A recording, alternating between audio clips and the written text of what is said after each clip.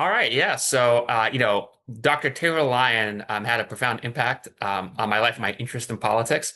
And in fact, the book is actually dedicated to him. He passed away a few years ago.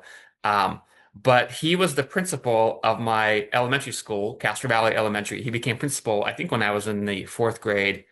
And he had a law degree. And so he had this interest in law, interest in politics. And one of the first things he did when he became principal is he actually wrote the Constitution for our elementary school. And then he actually created an entire student government. So every class had two senators. There was a president and a vice president. And when I was in fifth grade, he actually convinced the president of our school to nominate me as an associate justice for our Supreme Court. And so he would pull us out of class and we'd go to his office and he had his old law books from law school and we would read cases and we would debate these cases that he had read in law school. And sometimes we would even hear cases. So there was a case involving a student who had some sort of a frog growing kit that was confiscated by a teacher. And Dr. Lyon called us in to have a hearing to decide whether it was a lawful search and seizure.